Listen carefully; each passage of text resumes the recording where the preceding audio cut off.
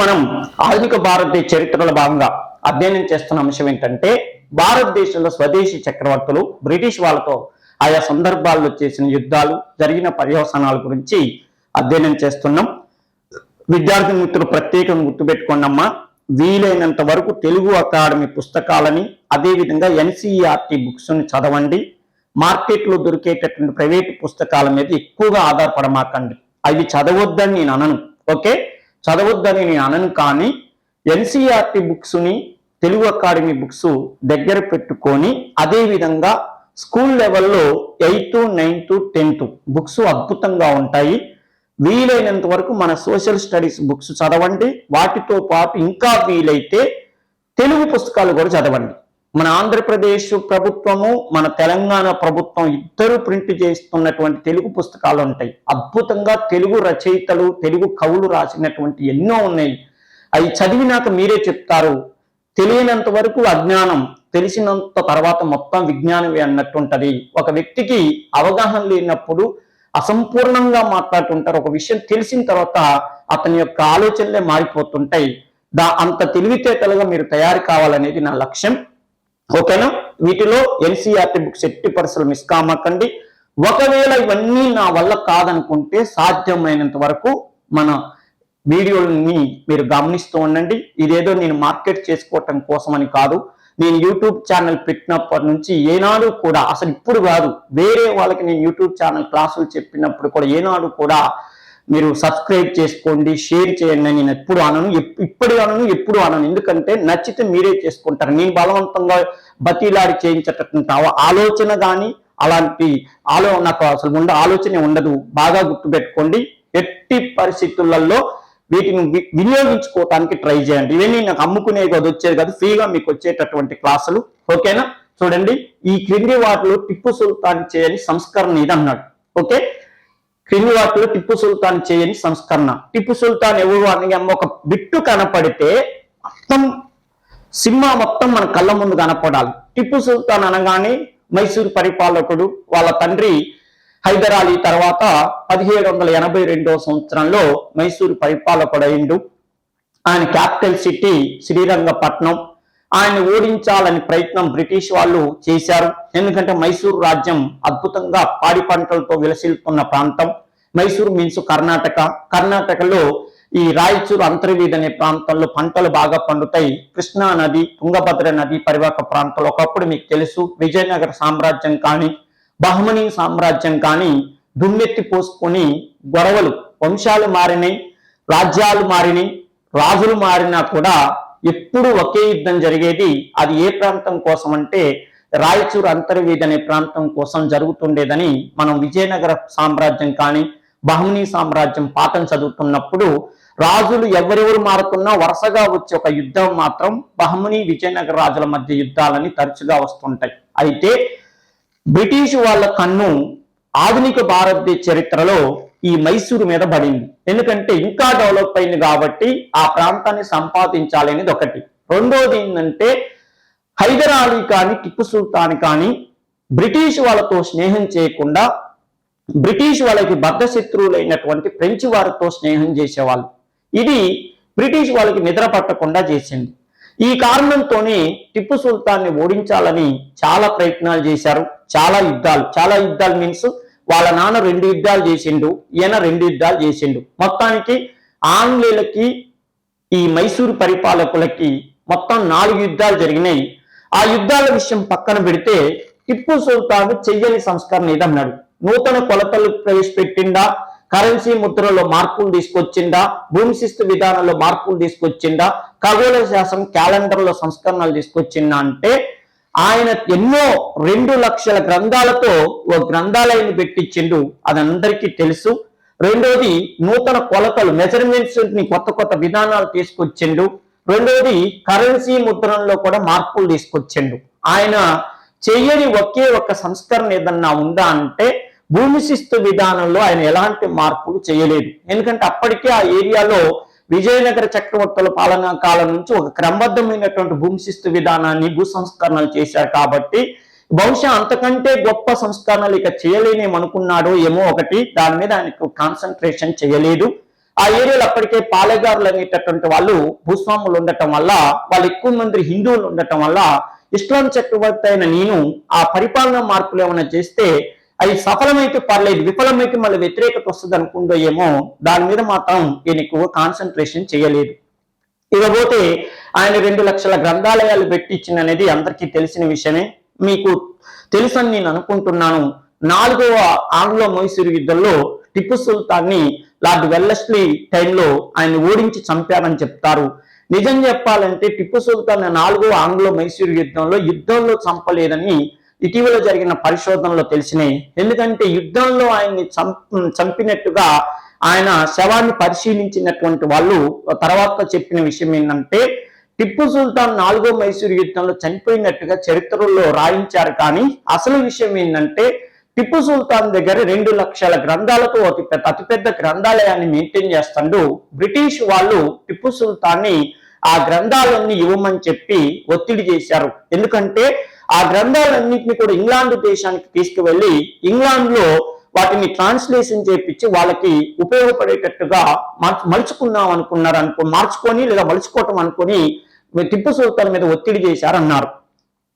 టిప్పు సుల్తాన్ని అంత ఇబ్బంది పెట్టాల్సిన అవసరం ఆ గ్రంథాలని వాళ్ళు ఎందుకు తీసుకోవాలనిపించిందంటే, 1780వ సంవత్సరంలోనే మన భారతదేశంలో విలియం జోన్స్ అనే వ్యక్తి ఆసియాటిక్ సొసైటీ అని చెప్పి ఒక సంస్థని స్థాపించిండు. ఆ సంస్థ ప్రధాన లక్ష్యం ఏంటంటే, భారతదేశంలో ఉన్న సంస్కృతంలోను ఆయుర్వేదంలో ఉన్న గ్రంథాలన్నింటినీ కూడా ఇంగ్లీష్ లోకి మార్చేట ఒక దుర్మార్గమైన పని చేశారు. ఒక దుర్మార్గమైన పని నేను ఎందుకు అంటున్నానంటే, మన భారతదేశంలో గణిత విజ్ఞాన శాస్త్రాలు అన్నింటినీ కూడా వాళ్ళ భాషలోకి ఇంగ్లీష్ లోకి మార్చుకుంటే అక్కడ తీసుకెళ్లి మేము చేసామని గొప్పగా చెప్పుకోవచ్చు అనేటువంటి ఆరంభ సూరత్వంతో బ్రిటిష్ వాళ్ళు మన భారతదేశంలో సాహిత్యాన్ని అంతటినీ ఒక విధంగా దొంగిలించే ప్రయత్నం చేశారు. అలా చేయబట్టి చూడండి, మనకి చిన్నప్పుడు స్కూల్ లెవెల్లో చదివేటప్పుడు మీకు కూడా చెప్పుకుంటారు, అలెగ్జాండర్ ఫ్లెమింగ్ అంటే పెన్సిలిన్ కనుగొన్నాడు. తర్వాత చూడండి, మసూచి వ్యాధికి ప్రత్యేకంగా మసూచి వ్యాధికి కానీ తర్వాత పెన్సిలిన్ కానీ అన్ని అనగానే మనకి ఇంగ్లీష్ వాళ్ళ పేర్లు చెప్తారు. కానీ మన ఆర్యభట్టు కానీ సుశ్రుతుడు కానీ వరాహమిరుడు కానీ ఇలాంటి న్యూటన్ అని చెప్పి న్యూటన్ గురించి చెప్పారు. కానీ గుప్తుల కాలంలో అద్భుతమైన పరిశోధనలు చేసినటువంటి వరాహమిరుడు గురించి చెప్పలేదు, బ్రహ్మగుప్తుడు గురించి చెప్పలేదు. అంటే వాళ్ళు మన శాస్త్ర విజ్ఞానాన్ని కాపీ కొట్టి వాళ్ళ పేర్లు పెట్టుకున్నారు. అంటే పుస్తకం ఎంతో కష్టపడి రేత్రింబయలు అంటూ నిద్రపోకుండా నేను తయారు చేస్తే వేరే వాడి పేరు పెట్టుకుంటే ఎంత బాధేస్తుందో, భారతదేశానికి కూడా అలాంటి నష్టం జరిగింది. తర్వాత కానీ మనోళ్ళకి జ్ఞానోదయం అయింది. బహుశా ఈ కారణంతోనే టిప్పు సుల్తాను మన భారతదేశ శాస్త్ర విజ్ఞానాన్ని బ్రిటిష్ వాళ్ళకి వెళ్ళటానికి ఇష్టపడకపోవటం వల్లనే బ్రిటిష్ వాళ్ళు ఆయన్ని చంపి, కాకపోతే 4వ ఆంగ్లో మైసూరు యుద్ధంలో చంపారని చెప్పి తప్పుడు వార్తలు రాయించారని చెప్తారు. ఏది ఏమైనా ఇక్కడ మనం గుర్తుపెట్టుకోవాల్సింది, ఖగోళ క్యాలెండర్ ని ఎన్నో రకాలైనటువంటి మార్పులు చేర్పులు చేశారు. అంతేకాదు ఈయన మత సహనాన్ని కూడా చూపారంటారు. మన శ్రీరంగపట్నంలో శ్రీ రంగనాథ స్వామి దేవాలయం అద్భుతంగా ఉంది. ఆ దేవాలయం అభివృద్ధికి ఆయన సపోర్ట్ ఇచ్చారంటారు. అదేవిధంగా మన శంకరాచార్యుడు పెట్టినటువంటి శృంగేరి పీఠానికి కూడా ఆర్థిక సహకారం చేసినటువంటి గొప్ప మానవతావాది టిప్పు సుల్తాన్ అని చెప్తారు. ఓకేనా. నెక్స్ట్ 3వ పానిపట్టు యుద్ధం తర్వాత అహ్మద్ షా అబ్దాలి మరలా 3 సార్లు ఎవరిని శిక్షించడానికి భారతదేశంకి దండయాత్రకు వచ్చాడన్నాడు అహ్మద్ షా అబ్దాలి. అహ్మద్ షా అబ్దాలి ఏ దేశస్థుడంటే ఆఫ్ఘన్ ప్రాంతానికి చెందినటువంటి వాడు. ఇతడు భారతదేశానికి మొత్తం 7 సార్లు దండయాత్రకు వచ్చాడు. ఇతడు భారతదేశం ఫస్ట్ సారి దండయాత్ర 1748లో వచ్చాడు. 1761 వరకు అధికారికంగా చేపట్టిండు. ఆ తర్వాత కూడా మళ్ళీ 3 సార్లు శిక్షించటానికి అనధికారికంగా తన సైన్యాన్ని పంపించాడు. ఎవరిని శిక్షించటానికంటే భారతదేశంలో సిక్కులను శిక్షించటానికి వచ్చాడు. ఎందుకు చూడండి, 3వ పానిపట్టు యుద్ధం తర్వాత అహ్మద్ షా అబ్దాలి 3 సార్లు భారతదేశంలో ఎవరిని ఓడించటానికంటే సిక్కులని. ఎందుకు సిక్కులను ఓడించడానికి వచ్చాడంటే, భారతదేశంలో 3వ పానిపట్టు యుద్ధం అనిందే 1761 సంవత్సరం జనవరి నెల 14వ తారీఖు నాడు జరిగిన 3వ పానిపట్టు యుద్ధంలో మహారాష్ట్రులకి అహ్మద్ షా అబ్దాలీకి మధ్య యుద్ధం జరుగుతుంటే సిక్కులు మహారాష్ట్రులకు అనుకూలంగా యుద్ధం చేశారు. సిక్కులు మహారాష్ట్రులకు అనుకూలంగా ఎందుకు యుద్ధం చేశారంటే సిక్కు మతం వాళ్ళు హిందువులకి హిందూ మతం అంటే చాలా ఇష్టం.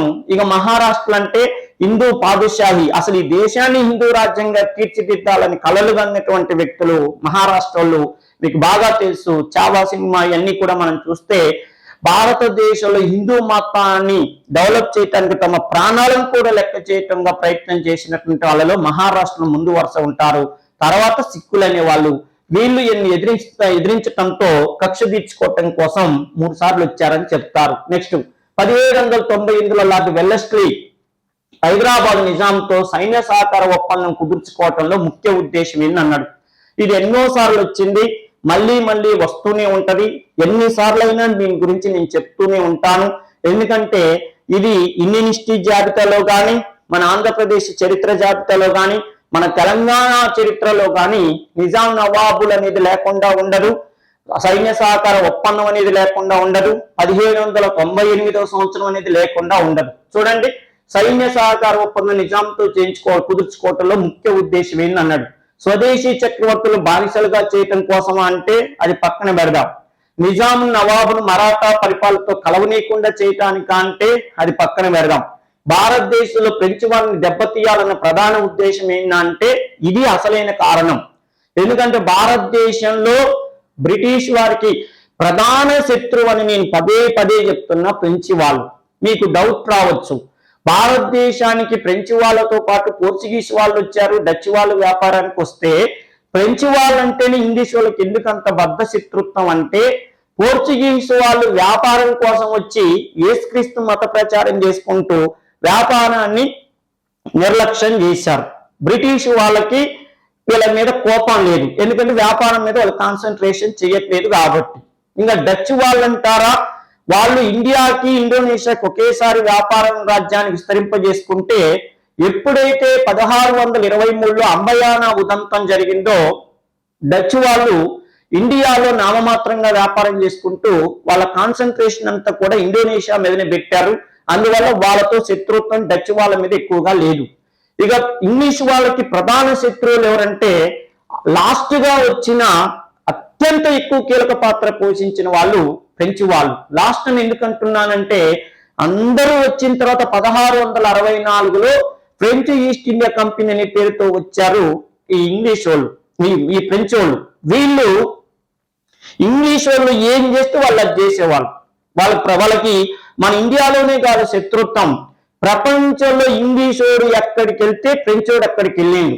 ఫ్రెంచ్ వాడు ఇంగ్లీష్ వాళ్ళ పతనాన్ని కోరుకున్నారు. అలా ఇండియాలో కూడా వాళ్ళ పతనాన్ని కోరుకుని 3 కర్ణాటక యుద్ధాలు చేశారు సౌత్ ఇండియాలో. కానీ ఫైనల్ గా వచ్చేసరికి ఇండియాలో ఇంగ్లీష్ వాళ్ళు ఘన విజయం సాధించారు.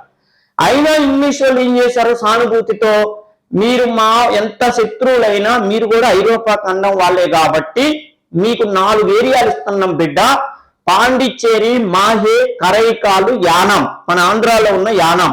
ఈ 4 ఏరియాల్లో తప్పితే వేరే చోట మీరు కనపడితే గోబరే గోబరి గుర్తుతాం అన్నారు. అనేసరికల్లా ఫ్రెంచ్ వాళ్ళు ఓడిపోయి సరే అన్న మీరు ఏం చెప్తే అది వింటామని చెప్పి కొద్దిగా సైలెంట్ అయ్యారు. సైలెంట్ అయినటువంటి ఫ్రెంచ్ వాళ్ళు మళ్ళీ డెవలప్ కావాలని ప్రయత్నం చేసి స్వదేశీ చక్రవర్తుల్లో ఎవరు బ్రిటిష్ వాళ్ళకి బద్ధ శత్రువులా అని చూస్తున్నారు. ఆ సమయంలో మైసూరోడు, తర్వాత నిజాము ఇలాంటి వాళ్ళతో మళ్ళీ చేతులు కలుపుతారు. మళ్ళీ ఎదగాలని ఇప్పుడు చెట్టు బాగా పెరుగుతుందని కొట్టేశారు. అంటే మొత్తం ఇది కొమ్మలు కొట్టేస్తే మళ్ళీ చిగురు వచ్చినట్టు ఇక్కడ ఏమవుతుందంటే మళ్ళీ ఫ్రెంచ్ వాళ్ళు డెవలప్ అవుతారు. అది బ్రిటిష్ వాళ్ళకి అర్థమైంది, వీళ్ళు మళ్ళీ ఎదిగితే మనకు ప్రాబ్లం అని చెప్పి ఫ్రెంచి వాళ్ళతో ఎలాంటి రాజకీయ ఒప్పందాలు స్వదేశీ చక్రవర్తులు భవిష్యత్తులో చేసుకోకుండా ఉండాలి. రెండో విషయం ఏంటంటే తమ శత్రువులు ఎదగకుండా చేయాలన్న ఉద్దేశంతో భారతదేశం ఫ్రెంచ్ వాళ్ళని దెబ్బతీయాలన్న ఉద్దేశంతో చేసిందే సైన్య సహకార ఒప్పందం.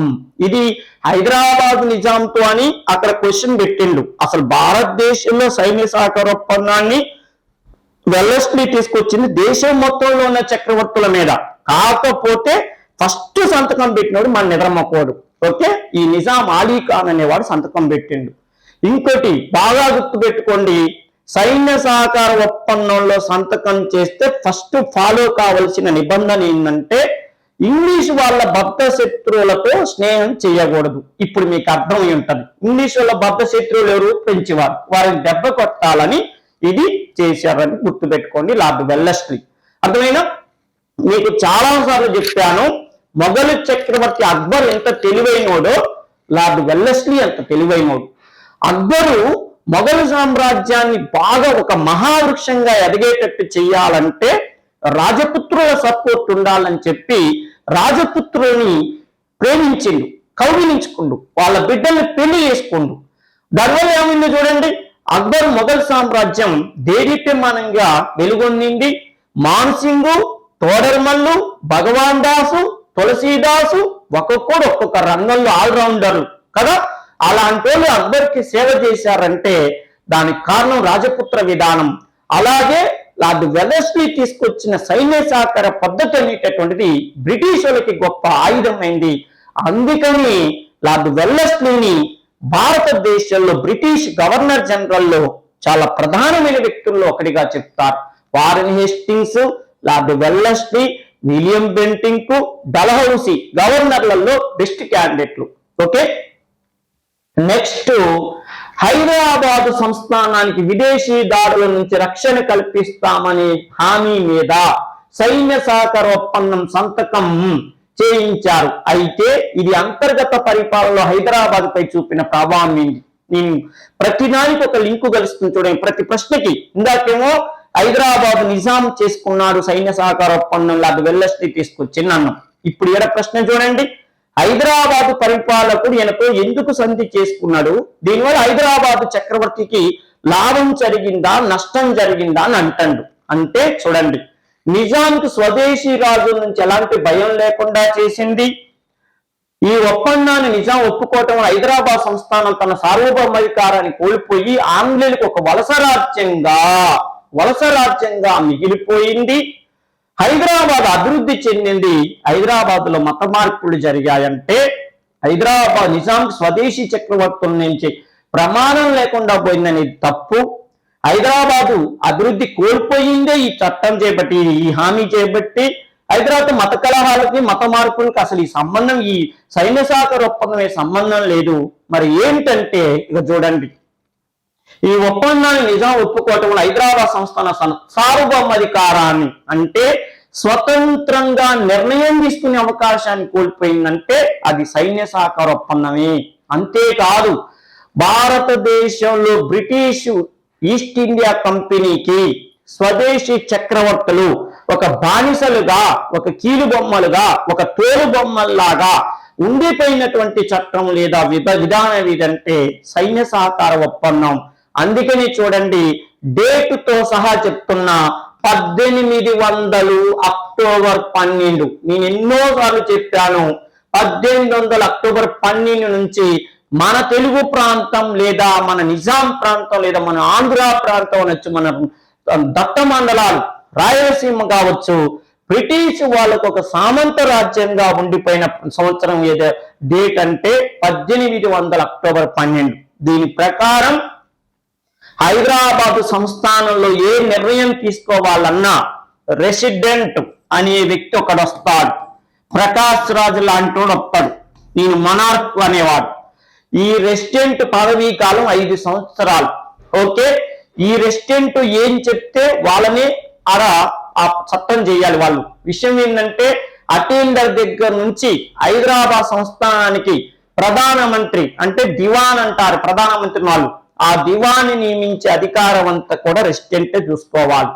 హైదరాబాద్ సంస్థలో ఒక గోడ కట్టాలన్నా రెసిడెంట్ చెప్తేనే కట్టాలి, ఉన్న గోడ తీసేయాలన్నా రెసిడెంట్ చెప్తేనే తీసేయాలి. మరి చక్రవర్తి ఏం చేస్తాడంటే విలాసవంతమైన కార్లు వేసుకొని ఒక 30-40 మందిని కీపుల్ని పెట్టుకొని తినేటట్టు ఇష్టం వచ్చినట్టు తింటాం, అరగటానికి అనవసరమైన కార్యక్రమాలు చేయటమే హైదరాబాద్ పరిపాలకుడు చేయాల్సిన పని. అంటే సైన్య సహకార ఒప్పందం మీద సంతకం చేసిన తర్వాత ఏ పరిపాలకుడైనా నువ్వు ఎంజాయ్ చేసుకొని ఇష్టం, కానీ మా పరిపాలనలో మాత్రం నువ్వు జోక్యం చేసుకో, మాకు దోపిడీలో రకాలు ఎందుకు చూపిస్తామని చెప్పి చేయించినటువంటి విధానంగా ఈ సైన్య సహకార ఒప్పందాన్ని చెప్తారు.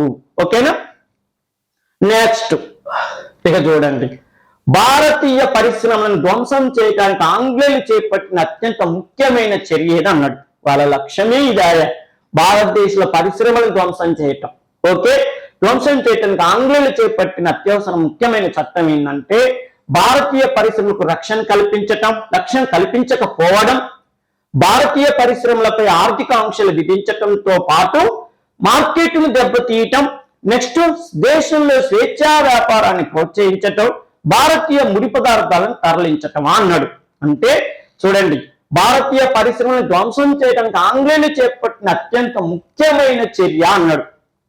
ఒక్కసారి గుండె మీద చెయ్యేసుకుని చెప్పండి, ఇలాంటి ప్రశ్నలు అసలు ఎగ్జామ్లో వచ్చినాయి అనుకోండి, అన్ని దగ్గరే ఉన్నాయి.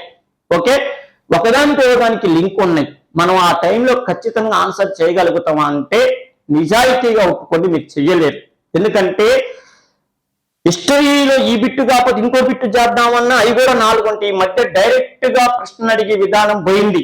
ఏ రాజ్యాన్ని ఎవరు స్థాపించిండు, వారి బిరుదులు ఏంటి, వాళ్ళు రాసిన పుస్తకాలు అడిగే ట్రెండ్ పోయింది. ఇప్పుడు అన్నీ కూడా ఇండైరెక్ట్ బిట్లు, ముఖ్యంగా ఆర్థిక, సామాజిక, రాజకీయ, సాంస్కృతిక పరిస్థితుల మీద క్వశ్చన్స్ అడుగుతుండ్రు. మీరు కావాలనుకుంటే ఇటీవల కాలంలో మన 2 తెలుగు రాష్ట్రాల్లో జరిగిన ప్రధాన పరీక్షల పేపర్లు చూడండి, అదేవిధంగా నేషనల్ లెవెల్లో జరిగిన ఎగ్జామ్స్ ఒకసారి గమనించండి.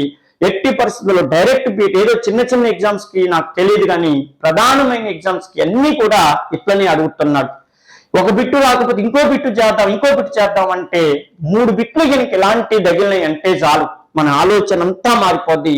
మళ్ళీ నోటిఫికేషన్ ఎప్పుడు వస్తుందా అని చూస్తాం. ఆ 2 గంటల్లోనే ఆ పేపర్ పక్కన పెట్టి మళ్ళీ నోటిఫికేషన్ ఇప్పుడేస్తారు, అప్పుడైనా ఇలాంటి బిట్లు చదువుకొని పోదామా అనిపిస్తుంది. కానీ అవకాశాలు ప్రతిసారి రావు. ఒకసారి గుర్తు పెట్టుకోండి. నేను ఎందుకు చెప్తున్నానంటే ఇలాంటి పేపర్లు బాగా ప్రాక్టీస్ చేయండి. ఎంత సబ్జెక్ట్ వచ్చినా కూడా ఇన్ టైంకి అది ఉపయోగపడకపోతే వేస్ట్ అవుతుంది. ప్రాక్టీస్ చేయండి, బాగా చదవండి, బిట్లు ప్రాక్టీస్ చేయండి. విజయం మీ అంటుంటుందని నేను చెప్తున్నాను. మీ వెంటనే విజయం ఉండాలంటే ఇలాంటి ప్రశ్నలు చేయాలి. ఇప్పుడున్న విధానంలో ఇలాంటి ప్రశ్నలకి ఎన్ని చేస్తే అంత లాభం చేకూరుద్ది మీకు. ముఖ్యంగా మాత్రం తెలుగు అకాడమీ పుస్తకాన్ని, ఎన్సీఆర్టీ బుక్స్ మాత్రం నేను పదే ఎందుకు చెప్తున్నానంటే, తెలుగు అకాడమీ పుస్తకాలను మీరు కొనటం వల్ల నాకేమైనా కమిషన్ వస్తుంది అనుకోమాకంటే, అది తెలుగు అకాడమీ గవర్నమెంట్ది. ఎన్సీఆర్టీ బుక్స్ సెంట్రల్ లెవెల్లో మన కేంద్ర ప్రభుత్వం ప్రింట్ చేసే పుస్తకాలు, అవి నాకు కమిషన్ వచ్చేది కాదు. నేను నా సొంత పుస్తకాన్ని మీరు కొనండి అని నేను చెప్పట్లేదు. అంటే ఆలోచించండి, నేను మీ క్షేమం కోసం చెప్తున్నాను. భారతీయ పరిశ్రమలపై ఆర్థిక ఆంక్షలు విధించడంతో పాటు మార్కెట్ను దెబ్బతీయాలనేది వాళ్ళ లక్ష్యం. వాళ్ళ లక్ష్యం ఏంటంటే 1760వ సంవత్సరంలో ఇంగ్లాండ్లో పారిశ్రామిక విప్లవం వచ్చింది. పారిశ్రామిక విప్లవం అంటే యంత్రాల సహాయంతో వాళ్ళ దేశంలో వస్తువులను ఉత్పత్తి చేయటం ప్రారంభించారు. దానివల్ల వాళ్ళకి రా మెటీరియల్ అంటే ముడి పదార్థం ఎక్కువ అవసరం వచ్చింది. ఈ ముడి పదార్థం కోసం వాళ్ళకి ఇండియా అవసరం వచ్చింది. ఎందుకంటే ఇండియా చూడండి, మీకు జాగ్రఫీలో సార్లు చెప్తారు ఏమని, మన ఇండియాని ఉపఖండం అంటారు. అంటే ఒక ఖండానికి ఉండే లక్షణాలన్నీ ఇండియాకు ఉండేవి. ఒక్కొక్క ఏరియాలో ఒక్కొక్క పంట అద్భుతంగా పండుద్ది. అందుకని ఇండియాని వదులుకోవద్దనుకున్నారు. ఎందుకు? రా మెటీరియల్ కోసం. రెండో విషయం ఏంటంటే, వాళ్ళు మన రా మెటీరియల్ తీసుకొని వెళ్ళి వాళ్ళ దేశంలో వస్తువు ఉత్పత్తి చేశారనుకోండి, మరి ఆ వస్తువును అమ్ముకోవాలంటే ఎక్కడ అమ్ముకుంటారు? ఎడారి ప్రాంతాలు అమ్ముకుంటారా? మంచు ఏరియాలు అమ్ముకుంటారా?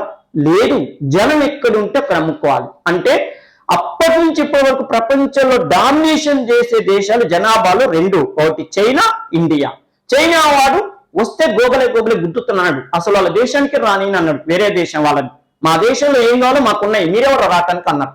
కానీ మన దేశంలో ఉన్న నిద్రమొక్కలు ఏం చేశారు?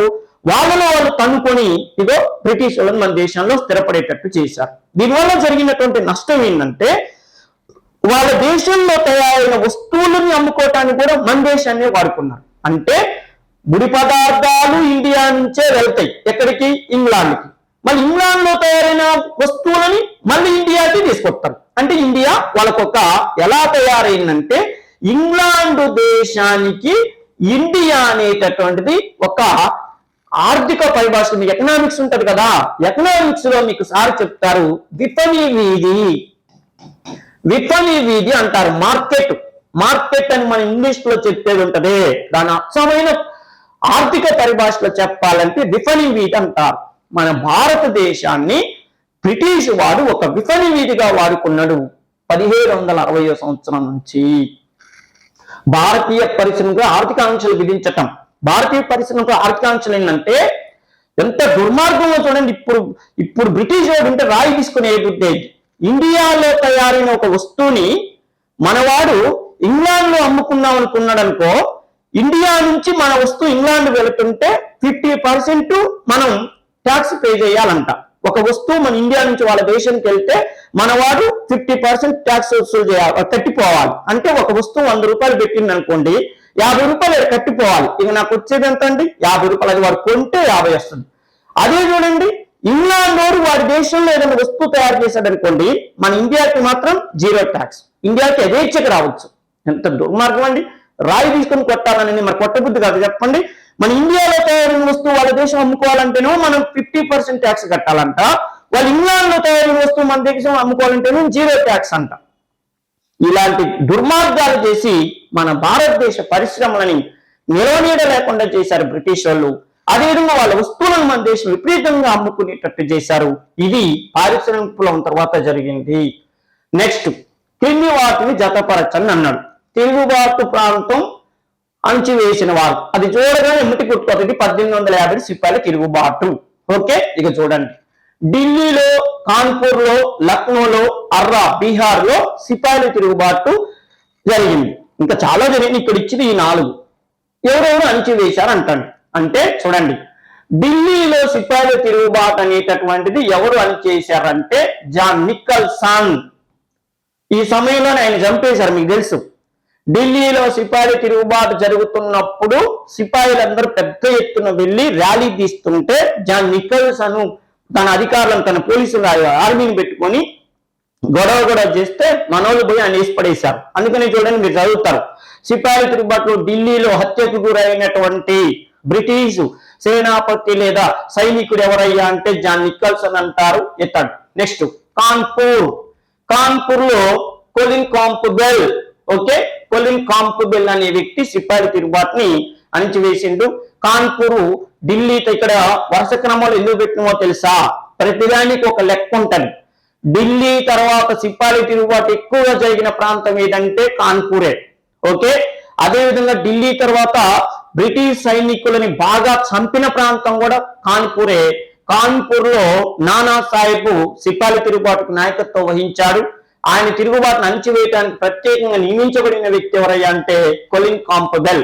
నెక్స్ట్, లక్నో అనగానే గుర్తుకొచ్చేది ఎవరయ్యా అంటే శివనారాయణ అగ్నిహోత్రి అనేటటువంటి వ్యక్తి ఈ లక్నో ప్రాంతంలో బ్రిటిష్ వాళ్ళకి వ్యతిరేకంగా పోరాటం చేశాడు. ఇక్కడ మాత్రం రివర్స్ అయింది, పోరాటం చేసిన వ్యక్తి. నెక్స్ట్, అర్రా బీహార్. ఈ ప్రాంతంలో అత్యంత వయసులో చాలా పెద్దవాడు, సిపాయిల తిరుగుబాటులో భీష్మాచార్యుడిగా పేరు పొందినటువంటి కున్వర్ సింగ్ అనేటటువంటి వ్యక్తి ఇక్కడ నాయకత్వం వహించాడు బీహార్లోని అర్రాలో. ఈయన భూస్వామి. ఆయన సిపాయిల తిరుగుబాటులో పాల్గొన్న వాళ్ళందరికీ బ్రిటిష్ వాళ్ళకు తెలియకుండా ఆహార పదార్థాలు పంపించటం కానీ, ఆయుధాలు పంపించటం అన్ని చేశాడు. ఆయన తిరుగుబాటును అణచివేయటానికి ప్రత్యేకంగా William Taylor, okay, William Taylor అనేటటువంటి లేదా ఐర్ అనేటటువంటి వ్యక్తిని ఇద్దరిని నియమించడం జరిగింది. చాలా చాలా ఇంపార్టెంట్. తిరుగుబాటు ఏ ప్రాంతం, ఎవరు నాయకత్వం వహించారు, ఆ తిరుగుబాటు అణిచేసినటువంటి స్పెషల్ ఆఫీసర్ ఎవరని గుర్తుపెట్టుకోండి. అదేవిధంగా ఝాన్సీ రాజ్యానికి సర్ హ్యూరోస్ అనేటటువంటి వ్యక్తిని పెట్టారు.